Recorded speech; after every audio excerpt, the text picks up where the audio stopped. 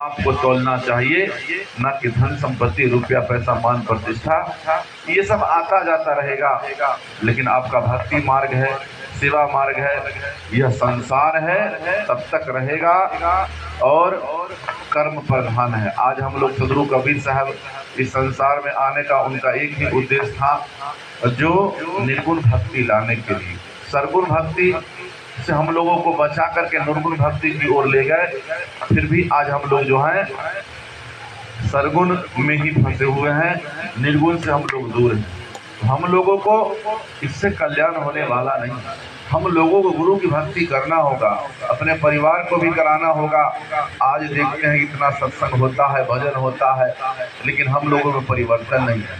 परिवर्तन न होने के कारण हम लोग सत्संग को भी सुनते हैं, लेकिन सत्संग को उतना ही देर मानते हैं जितना देर सत्संग के पंडाल में बैठे हुए हैं।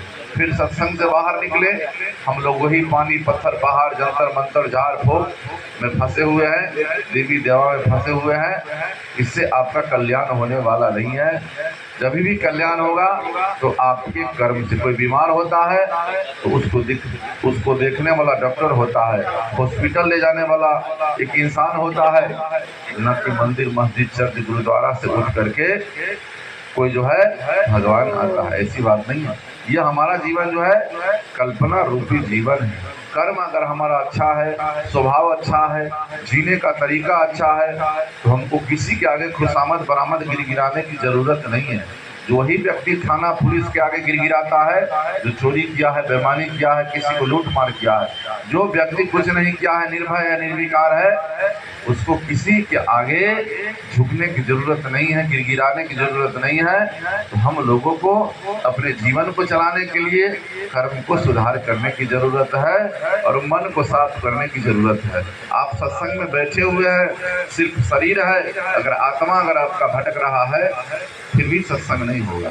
आप सत्संग में बैठे हुए हैं, आपका मन साफ नहीं है तो भी सत्संग नहीं होगा, क्योंकि सत्संग रूपी वाणी को सुनकर के जीवन में उतारने के लिए मन को निर्मल करना पड़ेगा।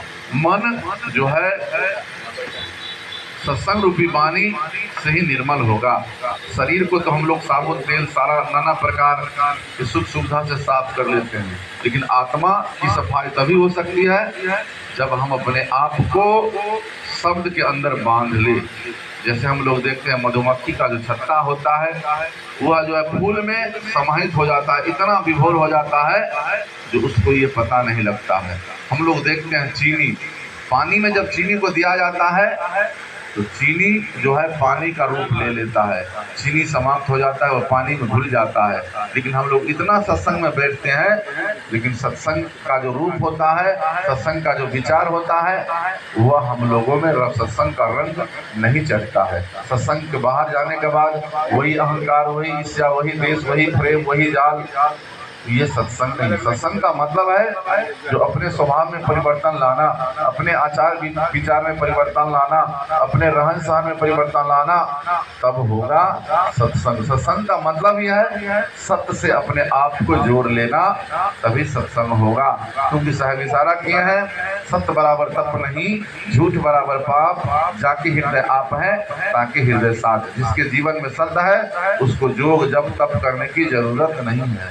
जो व्यक्ति जीवन में असत है वही जो जब तप के पीछे भागता है, नाना प्रकार के विकारों में भागता है। लेकिन हम लोगों को सत्य के बराबर कोई इस दुनिया में तप नहीं है और झूठ के बराबर कोई पाप नहीं है। तो आपको पाप अगर करना है झूठ बोलना आरम्भ कर दीजिए, और पाप से अगर बचना है तो सत्य बोलना चालू कर दीजिए। क्योंकि सत्य बोलने में कोई कष्ट नहीं है, लेकिन झूठ बोलने में हजार बातों को छिपाने के लिए हमको एक एक बिंदु पर झूठ बोलना पड़ता है।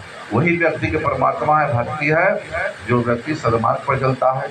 आरती का समय हो गया है, इतना ही शब्दों के साथ हम अपनी वाणी को विराम देते हैं। बोलिए सदगुरु कबीर साहिब की।